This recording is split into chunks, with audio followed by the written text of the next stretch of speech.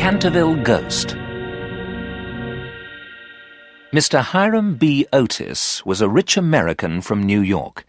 He had come to live and work in England, but he did not want to live in London. He did not want to live in the city. He wanted to live in the countryside outside London. Canterville Chase was a large and very old house near London. Lord Canterville, the owner, wanted to sell it, so Mr. Hiram B. Otis visited Lord Canterville. "I do not live in Canterville Chase," Lord Canterville said to Mr. Otis. "I do not want to live there. The house has a ghost, the Canterville Ghost." "I come from America," said Mr. Otis. "America is a modern country. I don't believe in ghosts. Have you seen this Canterville Ghost?" "No," said Lord Canterville, "but I have heard it at night." "I don't believe in ghosts," Mr. Otis said again. "No one has found a ghost. No one has put a ghost in a museum, and you haven't seen this ghost either." "But several members of my family have seen it," said Lord Canterville. "My aunt saw the ghost. She was so frightened that she was ill for the rest of her life. Also, the servants have seen it, so they will not stay in the house at night. Only the housekeeper, Mrs. Umney, lives in Canterville Chase. Mrs. Umney lives there alone." "I want to buy the house," said Mr. Otis. "I'll buy the ghost as well. Will you sell Canterville Chase? Will you sell the ghost?" "Yes, I will," said Lord Canterville. "But please remember, I told you about the ghost before you bought the house."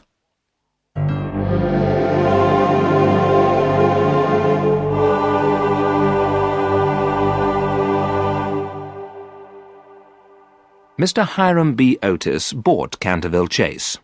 Then his family came to England from America. He had a wife called Lucretia, 3 sons and a daughter. The eldest son, Washington, was almost 20 years old. He was good-looking and had fair hair. His 2 young brothers were twins. They were 12 years old. The daughter, Virginia, was 15 years old. She had large blue eyes and a lovely face. Mr. Otis took his family to live at Canterville Chase. The old house was in the countryside west of London. Mr. Otis and his family travelled from London by train. Then they rode to the house in a wagon pulled by 2 horses. Canterville Chase was big and old. Trees grew all around the house. The Otis family wanted to stop and look at the outside of the house, but the sky darkened. A thunderstorm was coming.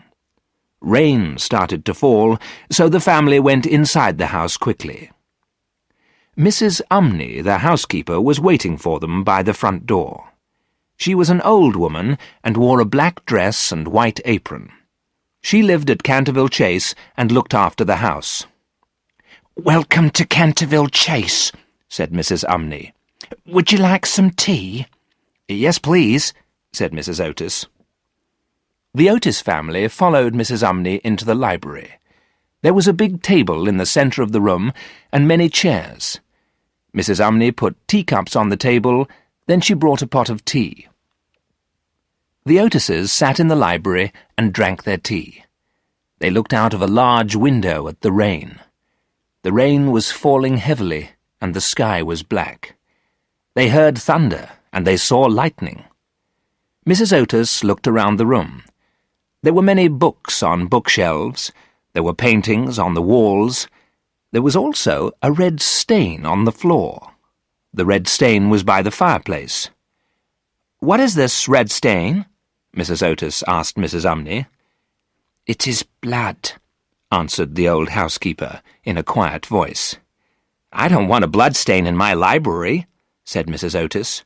"Please remove the stain. Please clean the floor immediately." The old woman smiled. "It is the blood of Lady Eleanor de Canterville. She was murdered by her husband, Sir Simon de Canterville, in 1575. The blood stain has been here for over 300 years. It cannot be removed." "Nonsense," said Washington Otis. "I have some Pinkerton stain remover from America. It can remove any stain. Watch." Washington Otis took the stain remover from a bag. Pinkerton's stain remover looked like a small black stick. He rubbed the stick on the blood stain. A minute later, the floor was clean. The stick had removed the stain quickly and easily. Mrs. Umney looked at the floor. She was frightened. No one had removed the blood stain for 300 years. Mrs. Umney was very frightened. "Pinkertons can remove anything," said Washington Otis. "The blood stain has gone."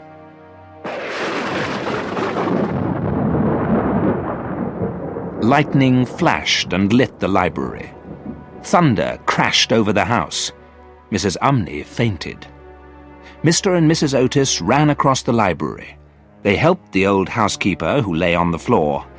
Mrs. Umney's eyes were closed and her face was pale. "Mrs. Umney! Mrs. Umney!" cried Mrs. Otis. "Can you speak?" Mrs. Umney opened her eyes. "Trouble will come to this house," she said. "I have seen the ghost. The ghost will come to you." All the Otises helped Mrs. Umney to stand up. "The ghost will come," she said again. "You must not remove the blood stain. You must not clean the library floor. The ghost will be angry." Then Mrs. Umney went upstairs to her room. "Let's look for the ghost," said the Otis boys. "Let's look round the house."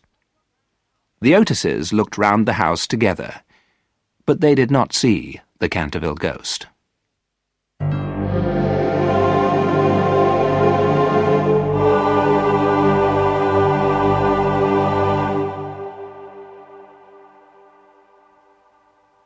That night the family went to bed early. The storm continued all night. Next morning they went into the library. The blood stain had reappeared on the floor. "I'll remove this blood stain once more," said Washington Otis. "Mother doesn't want a blood stain in the library. I'll clean the floor again." He removed the blood stain with Pinkerton's stain remover. The library floor was clean. But the next morning the stain had come back again. "This is very strange," said Mr. Otis. "I'll lock the library door at night. No one can come into the library. No one can put a stain on the floor." "I don't think Pinkerton's stain remover is bad," said Washington Otis. "I think there really is a ghost. The ghost is making the blood stain. The ghost puts the stain on the floor at night." "We must find this ghost," said Mr. Hiram B. Otis. "It must stop making these stains. Your mother doesn't like blood on the library floor." That day the family went out. They walked around the countryside near Canterville Chase. They went to the nearby village. They looked at the old village houses. Then they walked back to Canterville Chase through the woods. It was a summer evening, and the weather was fine. It was late when they got back to the house. The Otises were hungry and tired. After eating supper, they went to bed. The bedrooms were upstairs. There was a long corridor upstairs. The bedroom doors were along this corridor. Mr. Otis woke up after midnight. There was a strange noise outside his room. The sound was like metal chains. The chains were rubbing together. Mr. Otis got out of bed and opened the bedroom door. He looked into the corridor. He saw the Canterville ghost in the corridor. The ghost was an old man with burning red eyes. He had long grey hair and wore very old-fashioned clothes. There were chains on his hands and feet. He was rubbing the chains together so they made a noise. "My dear sir, your chains make a terrible noise," Mr. Otis said to the ghost. "You must put some oil on those chains. Here is some Tammany Rising Sun oil from the United States. Please put the oil on your chains." Mr. Otis put a bottle of oil on a table in the corridor. Then he closed his bedroom door and went back to bed. The Canterville ghost was very surprised. He had lived in Canterville Chase for 300 years. Everyone was frightened of him, because everyone was afraid of ghosts. But this American gentleman was not afraid. The Canterville Ghost decided to work harder. He wanted to frighten the American. He made a terrible noise and shone a horrible green light in the corridor. Another door opened at the end of the corridor. Mr. Otis's youngest sons came out of their bedroom. The two young boys had the pillows from their beds in their hands. They threw the pillows at the ghost. They laughed at the ghost. The ghost was amazed and upset. No one had laughed at him before. He was a ghost. Everyone is frightened of ghosts. No one had ever laughed at the Canterville Ghost before. The Canterville Ghost did not know what to do. He disappeared through the wall, and the house became quiet. The ghost went to the secret room where he lived. He sat down on a chair. He thought about what had happened. He had frightened people for 300 years. He had looked through windows and frightened the servants. He had knocked on bedroom doors. He had frightened people in their beds. He had blown out candles in the night. He had turned green and made noises with his chains. Everyone had always been frightened. No one had given him rising sun oil to put on his chains. No one had thrown pillows at him. He was a very unhappy ghost.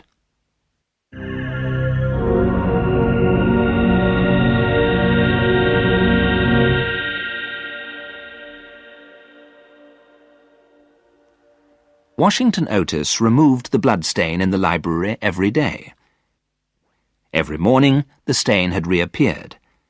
But the stain was no longer the colour of blood.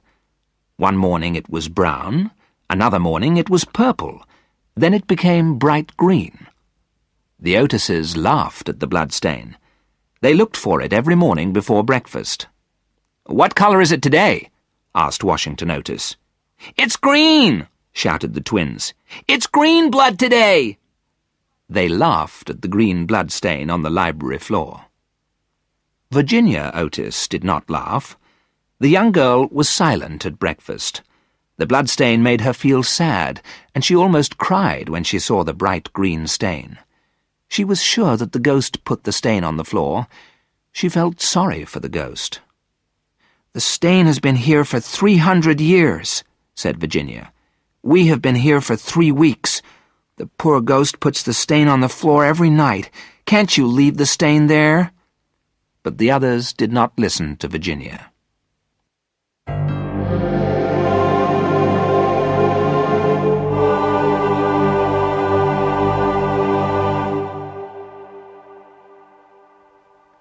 The second appearance of the ghost was on a Sunday night. The Otises had all gone to bed. Suddenly they were woken up. They heard a terrible crashing noise downstairs.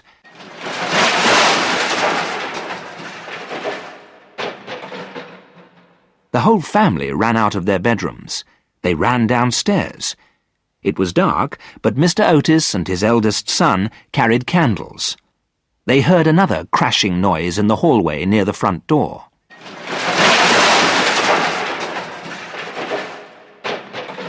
There was a suit of armour in the hallway. This suit of armour was more than 300 years old. It had fallen over and made a loud noise. The Canterville Ghost was sitting on the floor next to the armour. The ghost had tried to put on the suit of armour. He wanted to walk around the house and frighten the Otis family, but the metal suit was too heavy. The suit of armour had fallen onto the floor. The Canterville Ghost was sitting beside the armour. He was rubbing his knee. He had hurt himself. Mr. Hiram B. Otis pointed a gun at the ghost. Washington Otis held his candle high in the air. The Otis twins laughed loudly. Virginia was afraid and stood beside her mother. They all looked at the Canterville Ghost. The ghost was very angry. He stood up and gave a loud shout. He blew out the candle in Washington Otis's hand. There was no light in the hall. Then the ghost ran up the stairs in the darkness. He stopped at the top of the stairs and laughed. He had a frightening laugh. Men's hair had turned grey when they heard him laugh, but the Otises were not afraid. "Are you in pain?" asked Mrs. Otis. "I have a bottle of Dr. Dobell's medicine.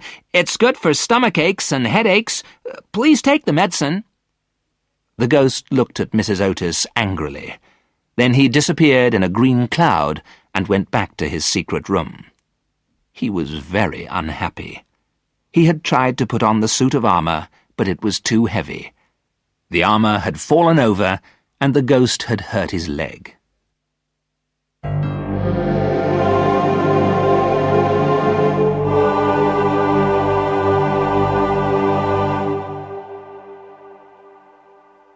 The ghost stayed in his room during the day. He came out at night to visit the library. He repainted the bloodstain every night, and every morning Washington Otis removed the bloodstain with Pinkerton's stain remover. But the ghost had a problem. He had quickly finished all his red paint. Now his brown and purple paints were finished as well. So sometimes he painted the bloodstain green, sometimes blue. The ghost made plans. He wanted to frighten the Otis twins. He planned to visit the twins in the night. He planned to turn himself green and make a horrible noise. He planned to visit the twins in their bedroom. He planned to touch them with his ice-cold hands in the dark. He left his secret room at midnight. The house was dark. He climbed the stairs and walked along the corridor. The twins' bedroom was at the end of the corridor, round a corner. He turned the corner. Suddenly, he stopped. In front of him was a round face with a terrible mouth and burning eyes. Fire shone out of the mouth and eyes of this horrible face. It was the face of a ghost. The Canterville Ghost gave a shout and ran back to his secret room. He had never seen a ghost before, and felt very frightened. Before daylight came, the Canterville Ghost felt better. Were there 2 ghosts in the house? He must find out. He must meet the second ghost. He went back upstairs and walked along the corridor towards the twins' room. The second ghost was still there, but its eyes were no longer burning. He went up to it. He touched it. The head of the second ghost fell onto the floor. It was not a ghost at all. It was a head made from a large, round vegetable called a pumpkin. The twins had put a candle inside it. There was a card on the floor. The Otis Ghost, the only true Canterville Ghost. The twins had put the head in the corridor to frighten him. This made the Canterville Ghost very angry. What could he do? He could think of nothing at that moment, so he went back to his room.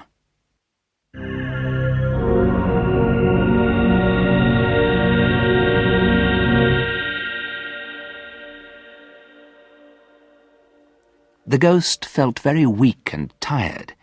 He stayed in his room for 5 days. He did not repaint the bloodstain in the library. There had been a bloodstain on the library floor for 300 years. Now the library floor was clean. After a week, the ghost felt better. He decided to try once more to frighten the Otis twins. He planned to make his face look as horrible as possible. He waited until the middle of the night. Slowly and silently, he walked to the twins' bedroom. It was 1 o'clock in the morning. The house was quiet. The door of the twins' room was slightly open. The ghost took off his head and carried it under his arm. It is terrifying to see a headless ghost. He wanted to terrify the twins. He pushed open the door of the twins' bedroom. The door banged against the wall. He had planned to shout and hold his head in his hands, but a heavy jug of water fell from the top of the door. The twins had played a trick on him. He was soaked with water. The twins shouted and laughed. The ghost ran back down the corridor. He could not frighten the twins. He could not frighten anyone in the Otis family. Washington Otis came out of his bedroom. The ghost stopped running. Behind him, the twins ran down the corridor. They shouted, "Boo!" in his ears and waved their arms. Washington Otis laughed at him. The ghost did not know what to do. He ran through the nearest door, went back to the secret room, and lay down. He could not frighten anyone. He was a very unhappy ghost.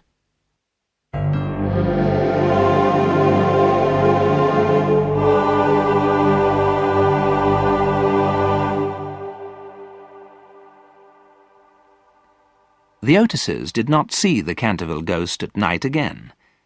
The twins waited for him when it was dark. They put a rope across the corridor. They tied metal tins to the rope, but the ghost did not walk into the tins. Only Mr. Otis came along the corridor. He fell over the rope and was very angry. Virginia Otis was also angry with the twins. "Can't you leave the poor ghost alone?" she said. "Why do you want to hurt him? Why do you want to play tricks on him? He has lived here for a very long time. Leave him alone." The twins did not listen, but the ghost heard Virginia's words.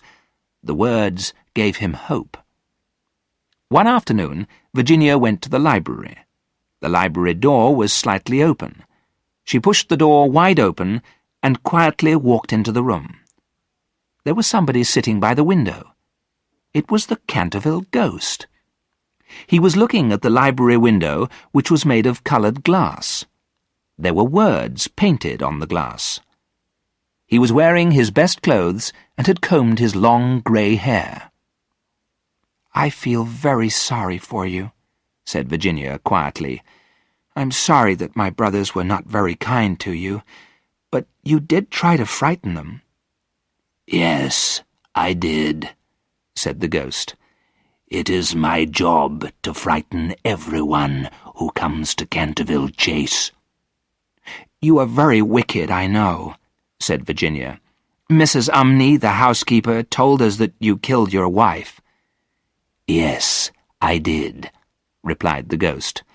"But she wasn't very kind, and it wasn't very kind of her brothers to starve me to death." "Starve you to death?" said Virginia.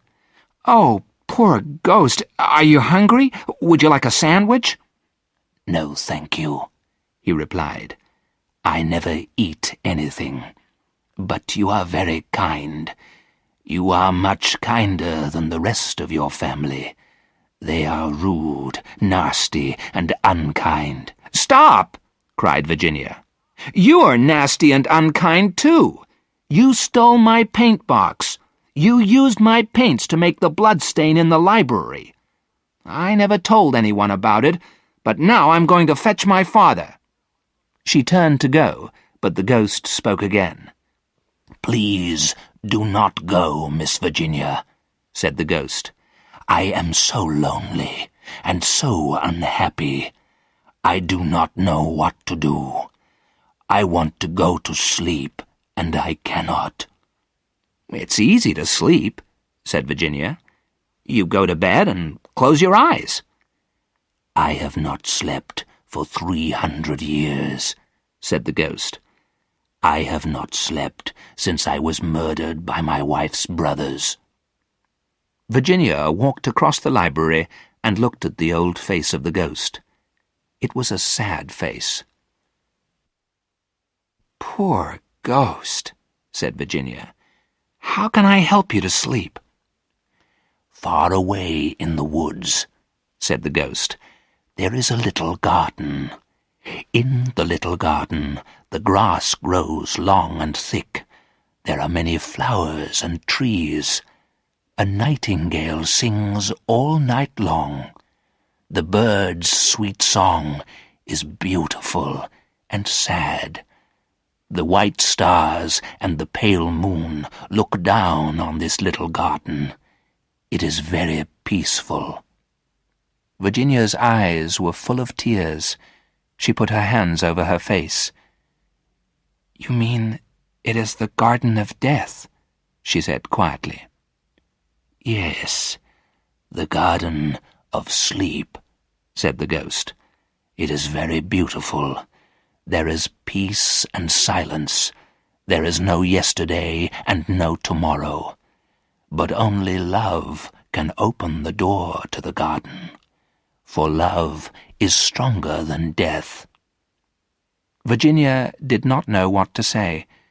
She listened as the ghost spoke again. "Have you read the writing on the library window?" "Yes," said Virginia, "but I do not understand it." "Look," said the ghost. "Read the lines on the window." Virginia looked at the window and read the lines of poetry.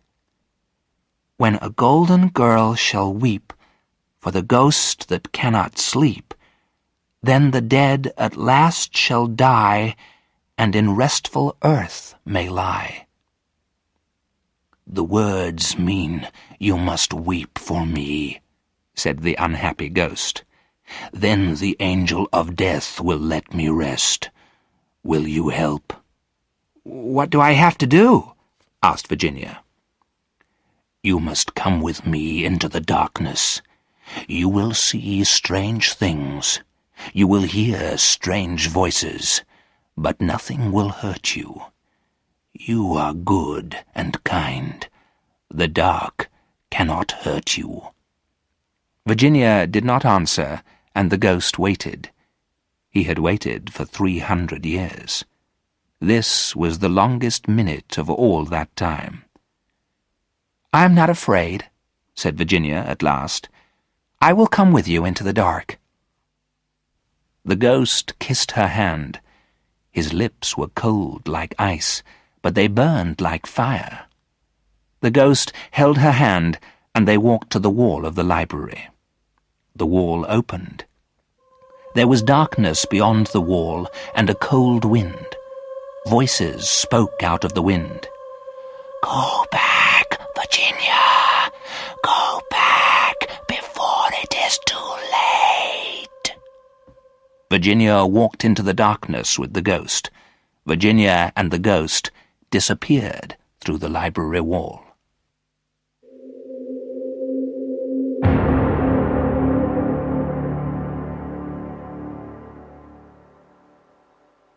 Virginia did not come downstairs for supper. Mr. Otis sent one of the servants to her room. The servant could not find Virginia, so everybody searched the house. They looked everywhere, but they could not find her. Mr. and Mrs. Otis were very worried. It was a summer evening, and the sun had not set, so the family and the servants searched the gardens before it was dark. In the garden there were many trees and a deep pond. They looked in the pond. They looked in the trees. Then they asked people at the railway station, but no one had seen Virginia. Mr. Otis went to tell the village policeman that Virginia had disappeared. But by that time it was dark, and no one could search any more that night. None of the family wanted to eat or sleep. They sat in the library and waited. They hoped Virginia would return safely. They planned to search for Virginia again in the morning. It was midnight when the family decided to go to bed. They left the library and started to walk up the stairs together. Suddenly, all the clocks in the house struck 12, and they heard a terrible noise.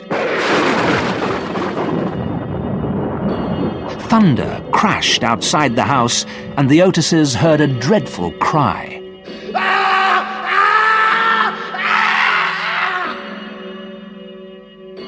Strange music sounded inside the house, and a door opened at the top of the stairs. Virginia stood in the doorway. She looked down the stairs at them. Her face was very pale, and she carried a small box in her hand. "Where have you been?" Mr. Otis asked angrily. "Your mother has been very worried. You have frightened us all. You must never play a trick like this again." "Except on the ghost," said the twins. "You can play tricks on the ghost." "Father?" Virginia said quietly. "I have been with the ghost. He is dead, and now he can rest. He gave me this box of beautiful jewels before he died." She showed her father the small box. Inside was a necklace made of red stones. "Where did you get this?" asked her father. "Where have you been?" Mr. Otis forgot to be angry. He was so pleased to see that Virginia was safe. "Come, I'll show you," said Virginia. She turned back to the door at the top of the stairs. All of the family followed her. Washington Otis carried a lighted candle. Virginia led them along a secret corridor. They came to an old wooden door which was open. Beyond the door was a little room with a low ceiling. There was an iron ring in the wall and 2 chains.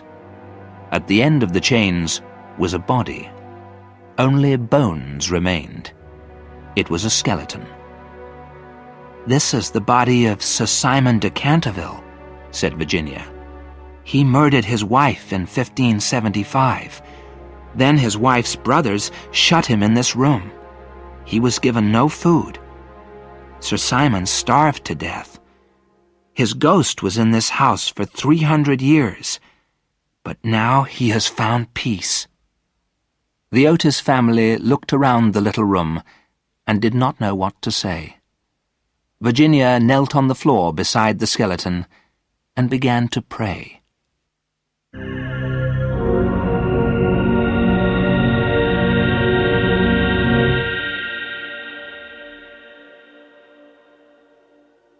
There was a funeral 4 nights later. The Otises buried the body of Sir Simon de Canterville in a grave among the trees. The Otises, Mrs. Umney the housekeeper, and all the servants from Canterville Chase stood near the grave. Behind them were people from the nearby village. Many people had come to the funeral. Virginia carried white flowers. She looked up at the stars and the pale moon and the dark trees. She remembered what the ghost had said about the Garden of Death. A nightingale began to sing. The bird's sweet song was beautiful and sad. Virginia smiled. "God has forgiven him for murdering his wife," she said.